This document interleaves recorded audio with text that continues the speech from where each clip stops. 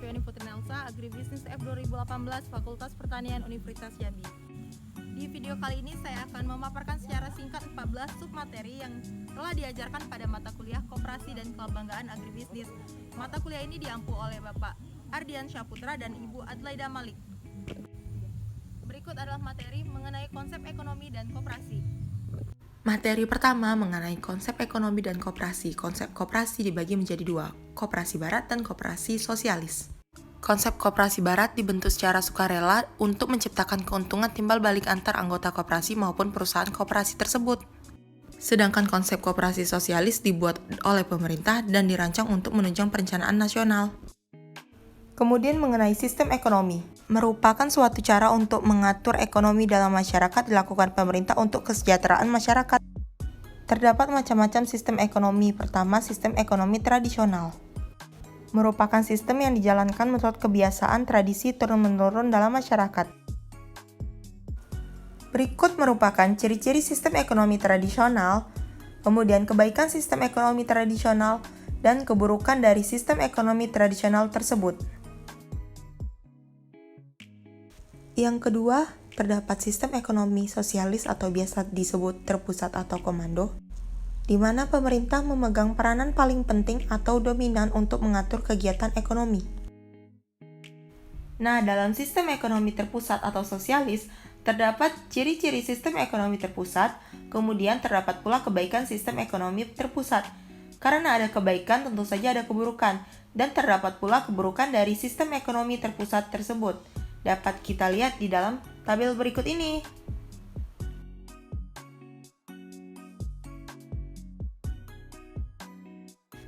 Kemudian yang ketiga, terdapat sistem ekonomi liberal atau kapitalis yang mengacu kepada kebebasan seluas-luasnya untuk individu yang terkait. Berikut dapat kita lihat mengenai ciri-ciri sistem ekonomi liberal, kebaikan sistem ekonomi liberal, dan juga keburukan dari sistem ekonomi liberal.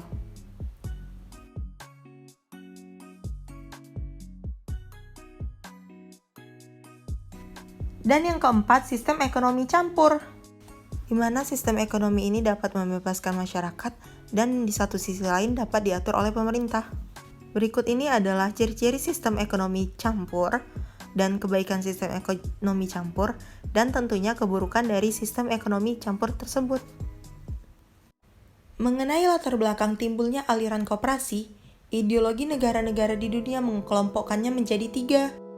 Ada liberalisme, sosialisme, dan tidak termasuk di antara sosialisme ataupun kapitalisme. Berikut ini merupakan diagram yang melihatkan keterkaitan ideologi, sistem perekonomian, dan aliran koperasi. Perbedaan ideologi suatu bangsa akan mengakibatkan sistem perbedaan ekonomi dan aliran koperasi pada bangsa tersebut. Selanjutnya dapat kita lihat hubungan ideologi, sistem perekonomian, dan aliran koperasi melalui tabel berikut ini.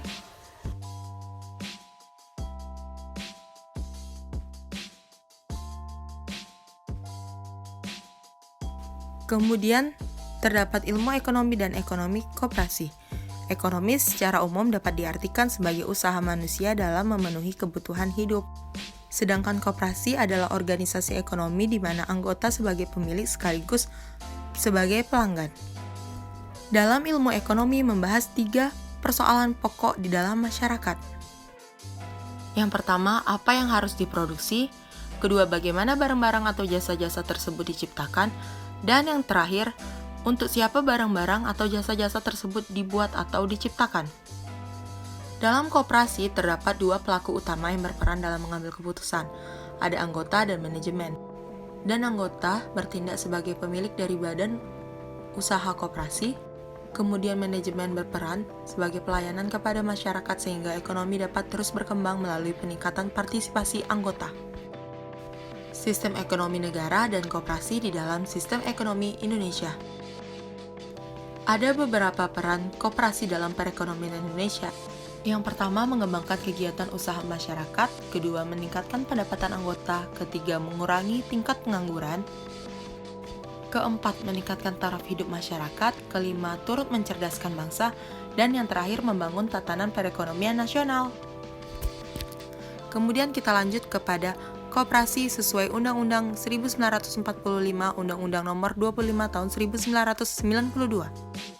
Selain itu, Muhammad Hatta telah menyatakan bahwa koperasi adalah usaha bersama untuk memperbaiki nasib perhidupan ekonomi berdasarkan kegotong royongan, dikutip dari Sukamdio pada tahun 1996. Nah, itu dia pembahasan mengenai konsep ekonomi dan koperasi. Selanjutnya kita masuk ke dalam materi kedua mengenai sejarah dan perkembangan koperasi di dunia maupun di Indonesia dan di luar negeri. Nah, sejarah perkembangan koperasi di luar negeri terlebih dahulu yang akan kita bahas. Nah, pada abad ke-19 terjadinya revolusi industri di daerah Eropa yang menyebabkan penemuan-penemuan baru seperti mesin uap, mesin tenun, kapal, dan sebagainya. Nah, penemuan-penemuan inilah yang mengubah wajah perekonomian dari Eropa itu tersendiri. Dari semulanya menggunakan tenaga manusia, sekarang menggunakan tenaga mesin. Hal inilah yang menyebabkan adanya koperasi karena perusahaan-perusahaan telah tidak membutuhkan tenaga manusia. Sejarah dan perkembangan koperasi di Indonesia. Nah, sejarah perkembangan koperasi di Indonesia ini dibagi menjadi 3 era. Yang pertama ada era kemerdekaan, era Orde Baru, dan era reformasi. Nah, pada era kemerdekaan ini, Wakil Presiden membangun ekonomi rakyat Indonesia melalui koperasi diikuti dengan semangat juang rakyat Indonesia itu tersendiri. Kemudian lanjut kepada Orde Baru.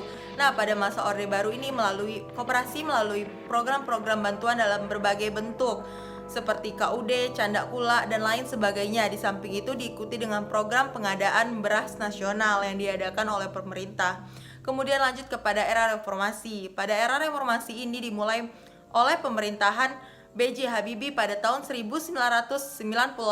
Di masa ini menunjuk Adi Sanoso sebagai Menteri Koperasi. Di masa pemerintahan B.J. Habibie inilah banyak mendapat kucuran dana dari pemerintah. Ada hal-hal penting dari penjelasan sejarah perkembangan koperasi dunia dan di Indonesia. Hal-hal penting dari sejarah itu saya rangkum menjadi 4. Yang pertama, lahirnya koperasi dan revolusi industri di Eropa pada abad ke-19 karena terjadinya kesulitan ekonomi yang sangat menguncang kehidupan masyarakat, yaitu terjadinya pengangguran akibat penurunan penggunaan mesin uap. Dalam kondisi yang demikian muncullah koperasi dengan menawarkan solusi yang ada. Kemudian perkembangan koperasi di awal kemerdekaan di Indonesia itu merupakan hal-hal penting yang kedua. Di Indonesia juga terjadi hal yang sama, kesulitan ekonomi karena terjadinya pengurangan pegawai akibat menggunakan mesin-mesin. Koperasi ditawarkan sebagai solusi untuk membantu masyarakat dalam mengatasi kesulitan ekonomi tersebut. Masyarakat membentuk dan mengembangkan koperasi secara bersama-sama.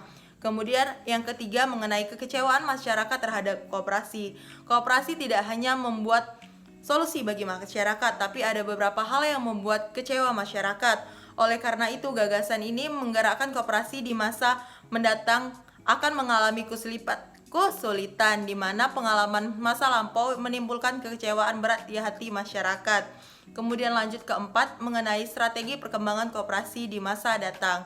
Nah, lambat laun, maka revolusi industri pun sekarang udah melewati 4.0 di mana strategi pembangunan koperasi klasik yang biasanya dilakukan tidak akan digunakan lagi. Strategi klasik adalah mengajak masyarakat untuk mengikuti koperasi dan mengiming-imingi SHU. Nah, sekarang koperasi harus lewat beberapa prinsip-prinsip koperasi menurut Rockdale pada tahun 1944. Yang pertama, adanya pengawasan secara demokratis. Jadi di dalam koperasi harus ada pengawasan secara demokratis. Kemudian yang kedua ada keanggotaan yang terbuka. Ketiga ada bunga atas modal yang sesuai atau yang dibatasi. Keempat adanya SHU pada anggota sesuai dengan jasanya. Kelima ada penjualan sepenuhnya dengan tunai. Keenam ada barang yang dijual harus asli dan tidak dipalsukan. Kemudian ada yang ketujuh menyelenggarakan pendidikan kepada anggota-anggota yang terlibat dalam koperasi tersebut. Dan yang ke-8 mengenai netral terhadap politik dan agama. Nah, itu dia pemaparan materi mengenai sejarah dan perkembangan koperasi di dunia dan Indonesia. Selanjutnya kita masuk ke dalam materi mengenai efisiensi koperasi dan kelembagaan agribisnis. Efisiensi koperasi dan kelembagaan agribisnis. Nah, menurut Presiden Soeharto pada 7 Januari 1986 yang menyatakan bahwa jurusan baru dalam rangka momentum pembangunan nasional adalah Seruan agar kita bersama-sama menggerakkan peningkatan efisiensi. Seruan ini dipandang menjadi suatu kebutuhan yang mendesak yang didorong dengan kesulitan pada saat itu. Ada yang dimaksud dengan momen maksimal keuntungan, di mana MR sama dengan MC.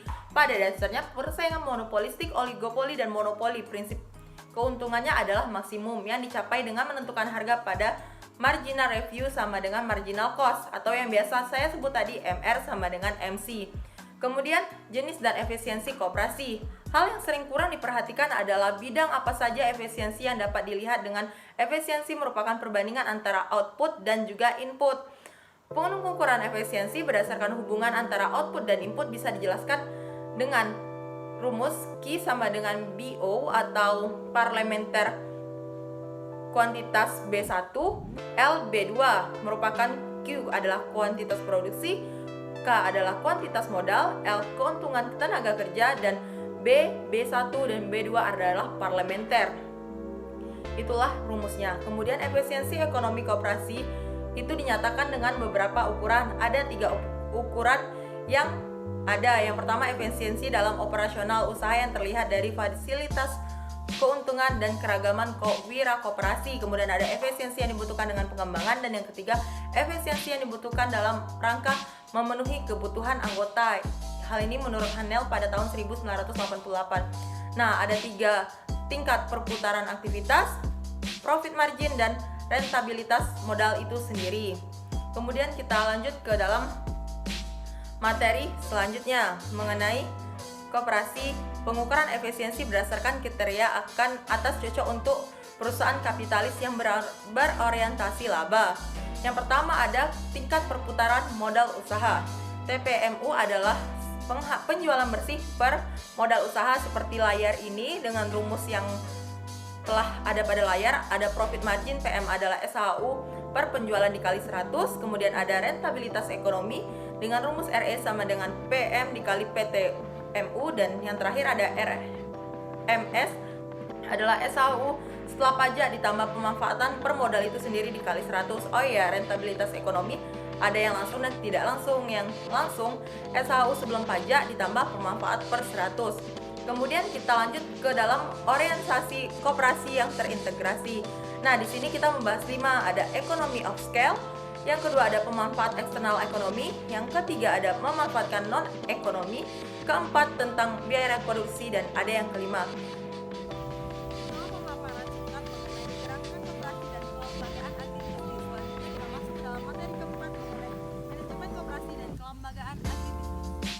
Manajemen koperasi dan kelembagaan dalam agribisnis. Nah, salah satu bentuk kelembagaan yang ideal di perdesaan adalah koperasi atau biasa dikenal juga dengan kelompok tani. Nah, bertujuan agar hasil produksi pertanian yang ada meningkat dan mendapatkan kesejahteraan petani.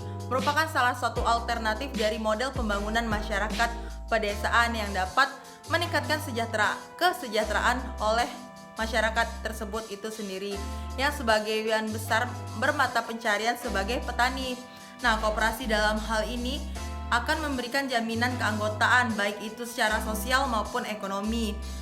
Dan selain itu, yang paling utama adalah mempunyai kekuatan untuk menentukan harga produk dan pertanian. Dalam hal itu yang berperan adalah koperasi produsen. Manajemen koperasi input oleh koperasi bisa berperan sebagai penanggulangan petani untuk mengeringkan dan pergudangan yang diperlukan untuk produk-produk pertanian yang diperlukan. Dengan cara ini lewat koperasi petani tahu kapan akan menjual produknya dengan harga yang tentunya yang paling tinggi. Tentunya dengan alur ini timbulnya agroindustri.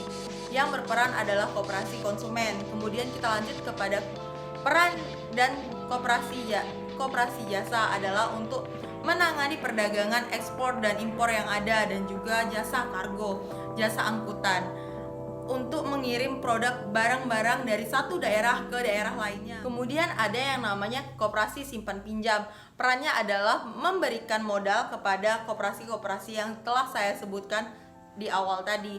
Nah, dengan adanya koperasi pemikiran ini, maka koperasi merupakan salah satu kesatuan kerjasama antar koperasi akan menunjang pembangunan ekonomi yang ada di Indonesia, khususnya untuk para petani Indonesia. Setelah mengetahui mengenai manajemen koperasi dan kelembagaan agribisnis, kita masuk ke materi selanjutnya mengenai organisasi koperasi dan sistem pasar. Koperasi dan sistem pasar. Yang pertama ada kekuatan dan kelemahan koperasi dalam sistem pasar. Sebagian besar dari sistem pasar, secara keseluruhan koperasi akan bersaing kepada perusahaan-perusahaan lain yang bukan koperasi. Nah, di mana koperasi harus mampu menggunakan kekuatan-kekuatan yang ia miliki, mampu mencari peluang dan dapat meningkatkan pertumbuhan, memanfaatkan kesempatan-kesempatan yang ada dan memperbaiki kelemahan-kelemahan yang ada. Kemudian harus ada berbagai macam strategi dan kebijaksanaan yang harus dilakukan oleh banyak perusahaan dalam koperasi. Kelemahan koperasi, yakni dari prinsip koperasi. Jadi ada 4. Yang pertama, prinsip keanggotaan yang bersifat terbuka dan sukarela. Kemudian lanjut kepada prinsip kontrol secara demokratis dan prinsip pembagian SHU berdasarkan jasa anggota dan mengurangi pemilik modal memasuki koperasi. Dan selanjutnya prinsip bunga yang terbatas akan modal akan mempengaruhi kegiatan anggota untuk menabung pada koperasi itu tersendiri. Kemudian demokratis, secara demokratis penyebab anggota memiliki modal besar akan keluar pada perusahaan lain di mana pemilik modal tersebut akan memiliki modal yang besar pula. Nah, lanjut kepada koperasi dalam rantai tata niaga. Terdapat rantai segitiga yang ada dalam koperasi dalam rantai tata niaga. Nah, penjelasannya, produsen adalah orang atau badan yang menghasilkan produk tertentu. Produk tersebut berupa produk akhir yang langsung dikonsumsi maupun yang akan diproses lagi. Kemudian ada yang namanya konsumen. Konsumen adalah orang yang atau badan yang menggunakan suatu produk rumah tangga. Perusahaan dapat dikatakan sebagai konsumen dalam hal penggunaan input. Jadi perusahaan dapat dikatakan konsumen sebagai penggunaan input. Dan lanjutnya ada pedagang, adalah orang atau badan yang menjual produk tetapi bukan untuk dikonsumsi, melainkan orang sebagai tempat penjualan. Nah, seseorang produsen memiliki 3 alternatif yang mungkin dipilih. Yang pertama, menjual langsung ke konsumen, menjual ke pedagang, dan menjual ke koperasi.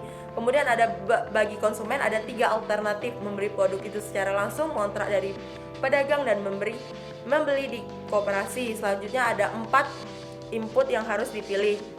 Alternatifnya menyediakan input oleh sendiri, membeli input dari produsen input, mengontrak dengan pedagang, dan berdasarkan dengan koperasi. Jadi di sini koperasi juga berfungsi dalam pemilihan 4 alternatif bila produsen membutuhkan beberapa input atau keperluan produksi. Alternatif yang harus dipilih tersebut yang telah disebutkan lagi.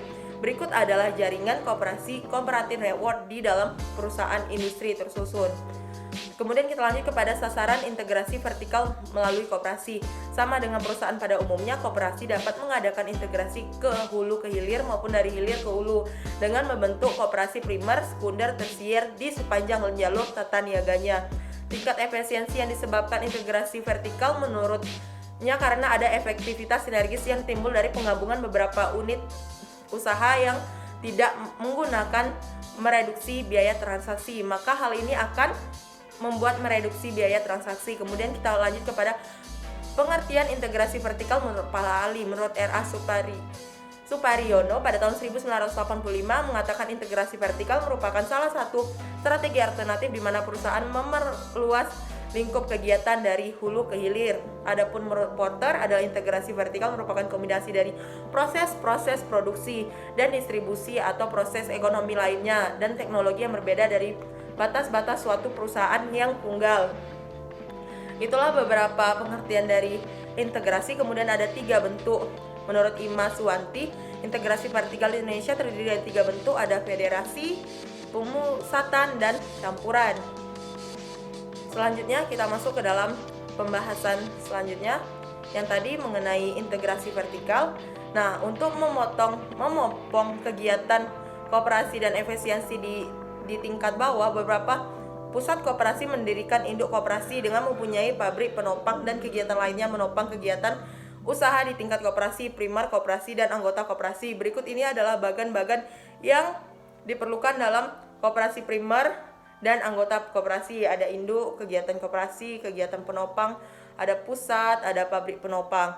Nah, di samping itu di tingkat koperasi itu pula didirikan usaha-usaha penopangnya. Ada dari induk ke pabrik penopang, dari pusat ke pabrik penopang, dari pabrik penopang ke premier dan tersier. Kemudian kita masuk ke dalam organisasi koperasi dalam sistem pasar. Yang keempat adalah sikap kebijakan terhadap harga. Bila dilihat dari peranannya, Perbedaan ini mengharuskan daya analisis yang tajam dan dapat menerima peranan koperasi dalam pasar yang bersaing. Pada koperasi-koperasi yang mampu menyatukan unit-unit pada usaha hulu sampai industri hilir melalui integrasi vertikal. Integrasi vertikal ada integrasi yang telah kita jelaskan sebelumnya. Umumnya mempunyai anggota yang cukup banyak, terutama anggota-anggota yang tingkat koperasi primer. Anggota-anggota koperasi primer pada umumnya menghasilkan input untuk produk yang dihasilkan dan dijual ke koperasi-koperasi yang tingkatnya lebih tinggi dan membutuhkan produk tersebut. Nah, itu dia materi mengenai organisasi koperasi dan juga sistem pasar. Selanjutnya kita masuk ke dalam materi kemitraan usaha dalam agribisnis dan juga materi mengenai alat kelengkapan dalam koperasi. Usaha dalam agribisnis. Apa sih perlunya kemitraan? Karena adanya usaha kecil, ada usaha menengah, maka dari itu kita membutuhkan solusi. Itulah terjadinya perlunya kemitraan. Kemitraan itu apa sih? Kerjasama antara usaha kecil dan usaha menengah atau besar disertai dengan pembinaan dan pengembangan. Pemerhatian prinsip saling memerlukan, saling memperkuat, dan saling menguntungkan. Tujuannya adalah untuk menjalin hubungan yang erat antara UMB dan UK atau unit kecil, meningkatnya nilai tambah efisiensi dan produktivitas, adanya nilai ahli, pengetahuan, keterampilan, teknologi, dan memperkuat ekonomi. Strategi bisnis pun tetap ada di dalam ini. Seperti yang kita lihat, ada usaha kecil, usaha menengah, strategi bisnis, dan lain sebagainya. Kita bisa lihat pada bagian berikut ini. Nah, ada yang namanya prinsip dan dasar kemitraan. Prinsipnya adalah saling membutuhkan, menguntungkan, dan menguatkan. Dan yang namanya dasar adalah adanya kebutuhan yang dirasakan oleh pihak yang bermitra, adanya persoalan intern dan ekstern, usaha yang dihadapi dalam pengembangan usaha, dan yang ketiga adalah kegiatan yang dijalankan dapat memberikan manfaat yang nyata bersifat mutual benefit bagi pihak-pihak yang bermitra. Selanjutnya ada yang namanya pentingnya kemitraan usaha. Yang pertama adalah usaha-usaha agribisnis dapat menjadi usaha komersial dalam koperasi tersebut. Ada yang namanya membantu dalam mengulangi kendala-kendala usaha yang ada, dan yang terakhir dapat memanfaatkan kepedulian dari pihak swasta atau BUMN. Manfaat dari kemitraan usaha itu ada beberapa: produktivitas, efisiensi, jaminan resiko, jaminan kualitas, resiko sosial, dan ketahanan ekonomi nasional. Apa sih maksud dan tujuan dari kemitraan? Bermaksud adalah win-win solution partnership yang dicapai agar terciptanya pendapatan usaha kecil dan masyarakat, meningkatnya perolehan nilai tambah bagi pelaku-pelaku kemitraan, meningkatnya pemerataan pemberdayaan masyarakat dan usaha kecil, meningkatkan pertumbuhan ekonomi pedesaan dan wilayah nasional, dan memperkuat ketahanan ekonomi yang ada di Indonesia. Itu merupakan salah satu tujuan dari kemitraan. Nah, ada yang namanya peran perusahaan menengah atau besar dalam pola kemitraan. Yang pertama, memberikan bimbingan dan meningkatkan kualitas sumber daya manusia pengusaha kecil, koperasi, dan kelompok tani, menyusun rencana dengan pengusaha kecil, bertindak sebagai penyandang dana, memberikan bimbingan, dan lain sebagainya. Ada beberapa peran perusahaan kecil dalam mitra. Seperti yang telah ada di samping ini, yaitu bersama-sama merencanakan usaha yang telah disepakati, menentukan teknologi, melaksanakan kerjasama antar sesama, dan mengembangkan profesionalisme.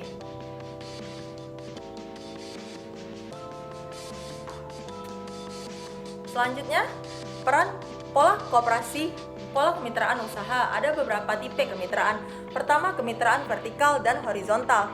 Dan ada pola kemitraan. Dalam pedoman kemitraan usaha pertanian terdapat 3 pola: pola PIR, pengolah, dan penghela. Alat kelengkapan organisasi koperasi. Nah, ada beberapa hal yang kita pelajari dalam alat kelengkapan organisasi koperasi. Hal-hal tersebut dapat kita lihat pada Undang-Undang Nomor 25 pada tahun 1992. Alat kelengkapan organisasi koperasi terdiri dari 4 unsur. 4 unsur-unsur tersebut, yang pertama adalah rapat anggota tahunan atau RAT, yang kedua pengurus koperasi, yang ketiga pengawas anggota koperasi, dan yang terakhir bila memungkinkan dapat mengangkat manajer koperasi yang bertugas melaksanakan kegiatan tata usaha koperasi. Kemudian di dalamnya ada yang namanya rapat hukum.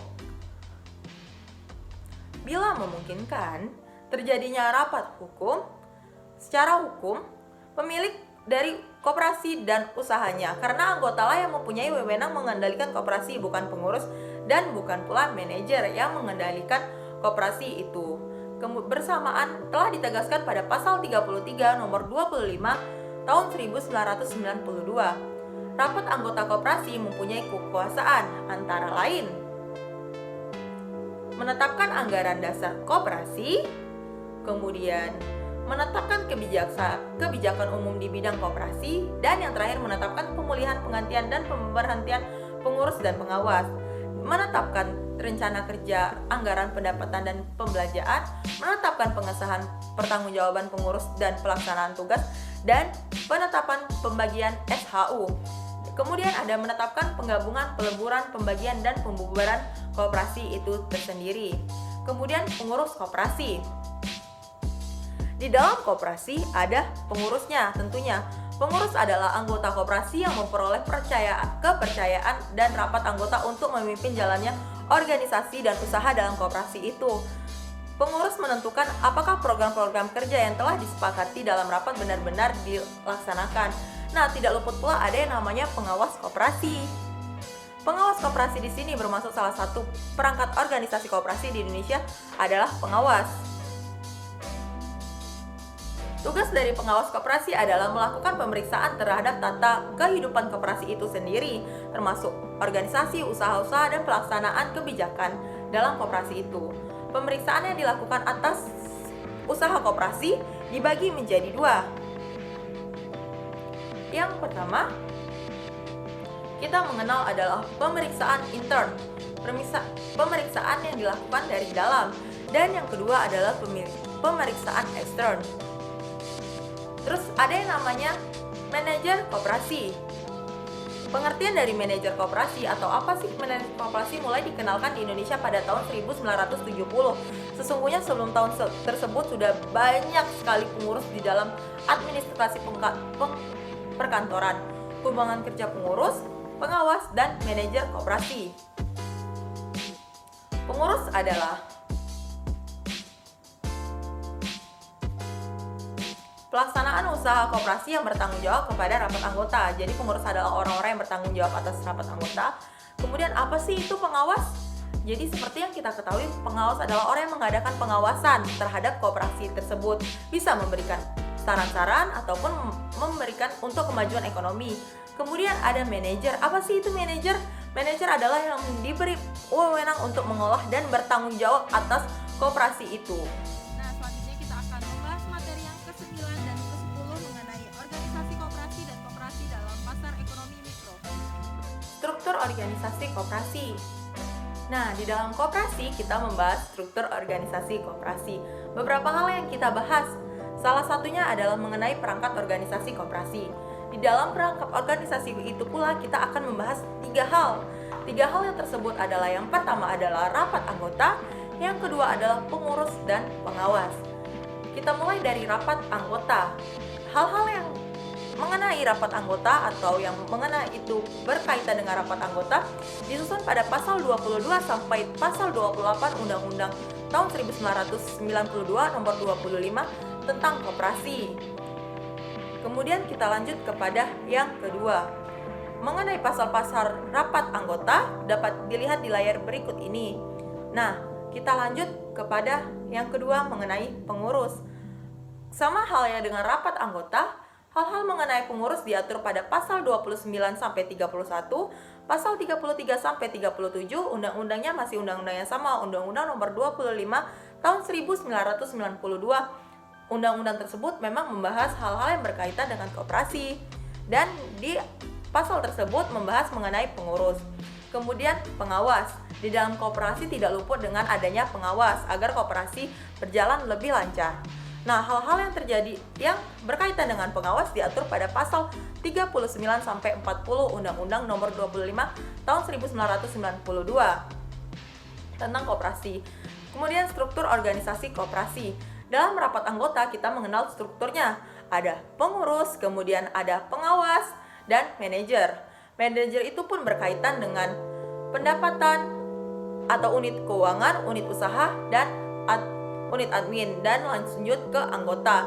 anggota merupakan rapat anggota. Jadi itu sesuai bagian berikut ini. Setelah mengetahui beberapa materi tersebut, kita lanjut ke dalam materi yang ke-11 mengenai kelembagaan agribisnis dan lainnya. Adanya pasar internal dan eksternal pada orientasi koperasi membawa konsekuensi tertentu terhadap distribusi surplus atau hasil sisa usaha atau SHU. Jika koperasi melayani kebutuhan masyarakat, akan memberikan kontribusi tersebut dalam pembentukan SHU. Kontribusi ini dinilai sebagai jasa anggota dengan berpedoman pada prinsip SHU dengan jasa anggota. Maka besarnya jasa anggota yang dimiliki setiap anggota koperasi merupakan dasar dari perolehan SHU di akhir buku tahunan pada saat rapat akhir tahun. Nah, dari beberapa teori tadi dapat dikatakan bahwa dari uraian di atas dapat diketahui bahwa koperasi dalam ekonomi mikro terdapat perbedaan sasaran perusahaan. Dalam pandangan ekonomi mikro, setiap perusahaan termasuk koperasi dipandang sebagai badan usaha yang mencari laba maksimal atau keuntungan yang maksimal. Jadi orientasi bukan laba atau non-profit, tetapi cenderung ke service oriented atau maksimal pelayanan. Namun perbedaan pandangan ini bukan berarti tidak ada revelasi antara teori ekonomi mikro dan juga koperasi. Nah, dalam hal ini konsep-konsep yang telah diajukan dapat digunakan sebagai dasar untuk menganalisis perbedaan koperasi dengan penyesuaian-penyesuaian tertentu. Nah, perbedaan dengan perusahaan individual yang berorientasi pada maksimalisasi laba atau maksimalisasi keuntungan, perusahaan koperasi mempunyai dua misi utama, yakni pelayanan terhadap anggotanya dan meningkatkan pertumbuhan badan usaha itu sendiri. Dari sudut ekonomi koperasi menghadapi dua pasar potensial, dari pasar internal maupun pasar eksternal. Pasar internal adalah pasar perusahaan dengan anggotanya dan pasar eksternal adalah pasar perusahaan koperasi dengan non-anggota atau anggota potensial. Koperasi dalam ekonomi mikro. Dalam melihat kehidupan ekonomi dapat ditinjau dari dua sudut pandang.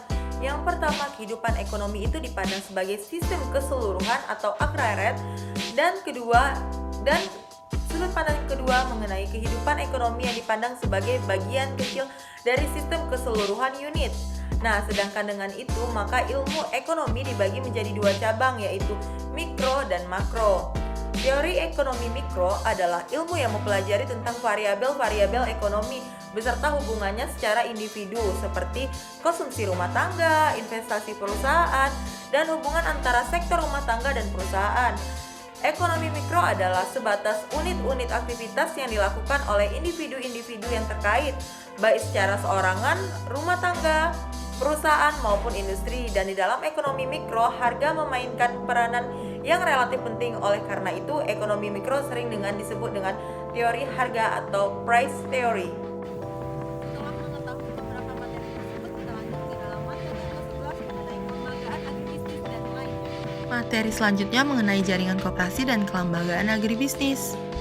Pertama, kita ambil dari kelembagaan. Kelembagaan dapat didefinisikan sebagai suatu aturan yang mengatur, mengikuti, atau dipatuhi masyarakat. Lembaga yang tidak mempunyai anggota tetapi mempunyai pengikut. Dan lembaga adalah sistem hubungan sosial yang terorganisasi dan menyewatahkan nilai-nilai serta prosedur umum tertentu dan memenuhi kebutuhan-kebutuhan dasar masyarakat. Di dalam kelembagaan terjadi suatu hubungan timbal balik seperti halnya pada kelembagaan pendukung dan pengembangan agribisnis dan hortikultura.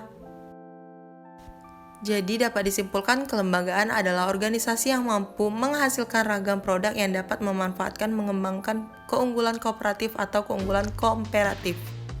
Kelembagaan agribisnis memiliki berbagai macam peran dan kegunaan. Kita masuk ke dalam macam-macam bentuk kelembagaan dalam agribisnis. Yang pertama ada kelembagaan berbentuk individual atau perseorangan, kelembagaan berbentuk persekutu, kelembagaan berbentuk perseorangan, kelembagaan berbentuk kemitraan. Kemudian, lembaga pendukung dalam agribisnis, ada lembaga pemerintah, lembaga pembiayaan, lembaga pemasaran dan pendistribusian, ada koperasi, lembaga pendidikan formal dan informal, lembaga penyuluhan, lembaga riset agribisnis, dan yang terakhir lembaga pinjam dan penanggungan resiko. Selanjutnya kita masuk ke dalam pembahasan mengenai pasar oligopoli. Karakteristik dari pasar oligopoli. Yang pertama, jumlah perusahaannya. Ada sedikit atau beberapa perusahaan di dalam pasar sehingga aksi perusahaan yang satu akan mempengaruhi perusahaan yang lain. Kedua, produk. Produk bisa terdiferensiasi maupun tidak atau homogen. Yang ketiga, barriers to entry, di mana saat perusahaan masuk ke dalam pasar oligopoli sehingga jumlah perusahaannya menjadi terbatas barrier yang bisa merupakan segala ekonomi, paten, reputasi, dan sebagainya. Contohnya, perusahaan kendaraan bermotor, komputer, aluminium, baja, semen, mie instan, dan lain sebagainya. Berikut ini merupakan tabel dari perbedaan monopoli, oligopoli, pasar monopolistik, dan juga pasar persaingan sempurna. Dalam tabel ini menjelaskan tentang perbedaan perusahaan, kondisi, profit, harga, level harga, strategi, produk, dan contohnya. Perbedaan-perbedaan tersebut jelas bisa kita lihat pada tabel berikut ini. Kemudian kita masuk ke dalam strategi actions. Nah, dapat kita ketahui bahwasanya dalam pasar oligopoli, penentuan harga dan output mempertimbangkan aksi reaksi kompetisi sehingga memerlukan strategi action yang berakibatkan oleh keseimbangan atau equilibrium. Kemudian keseimbangan seperti itu bisa disebut dengan Nash equilibrium.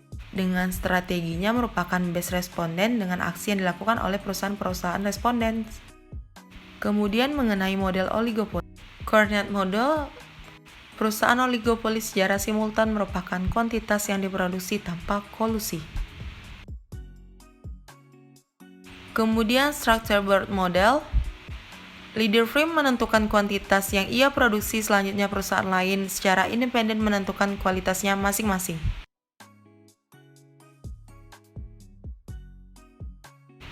Kemudian yang ketiga, Bertrand model, di mana pasar oligopoli secara simultan dan independen menentukan harga barang yang diproduksi masing-masing. Nah, itulah materi mengenai oligopoli dalam koperasi. Kemudian kita lanjut ke dalam materi selanjutnya, yaitu materi ke-13 mengenai teori biaya transaksi. Teori biaya transaksi memberikan kerangka acuan sebagai penjelasan umum terhadap titik-titik pilak atau organisasi sebagai mekanisme guna mendukung keputusan pada kondisi ketidakpastian dan mencegah sifat opportunities terhadap pertukaran. Merupakan fokus utama penciptanya efisiensi dan dilakukan hampir kepada semua pendekatan ekonomi. Menurut Scott pada tahun 1995 dan menurut Donald pada tahun 1995. Jadi sesuai dengan namanya, yang difokuskan utama dari teori transaksi adalah biaya-biaya transaksi di pasar. Teori ini menjelaskan organisasi adalah konsekuensi dari kegagalan dan perusahaan besar. Kemudian ada yang namanya fokus sekunder dari teori biaya transaksi. Nah, fokus sekunder dari teori biaya transaksi tersebut adalah transaksi pada hakari, mengadilkan dan memenuhi, atau biaya komplement dan organisasi. Selain penjelasan bagi persoalan gagal yang telah disebutkan di atas, teori ini juga menjelaskan pertumbuhan sebuah badan hukum besar yang ada level bawah, menengah, dan tampak pada kemungkinan persoalan menengah mengikuti kepentingan pribadi mereka untuk menciptakan semacam empire building dan memanfaatkan sumber-sumber organisasi kepada kepentingan pribadi. Nah, kita masuk ke dalam materi terakhir mengenai laporan keuangan dalam koperasi. Ini dia materinya. Nah, kita lanjut ke dalam pembahasan yang terakhir mengenai laporan keuangan koperasi. Nah, dalam laporan keuangan koperasi kita mengenal 5 laporan keuangan dalam koperasi. Yang pertama mengenai neraca. Neraca terdapat dalam laporan keuangan koperasi. Yang kedua adalah laporan pembayaran pinjaman dan bunga. Di dalamnya terdapat laporan-laporan para anggota yang meminjam dan juga bunga-bunga yang ada. Kemudian ada laporan pinjaman. Laporan pinjaman hanya terdiri dari laporan pinjaman itu saja sendiri. Kemudian ada laporan simpanan. Laporan simpanan merupakan simpanan-simpanan yang ada dalam koperasi tersebut ditulis secara sistematis. Kemudian ada perhitungan hasil sisa usaha. Sisa hasil usaha yang ada. Nah, perhitungan sisa hasil usaha yang ada biasanya akan dibagikan kepada anggota pada rapat akhir tahun koperasi.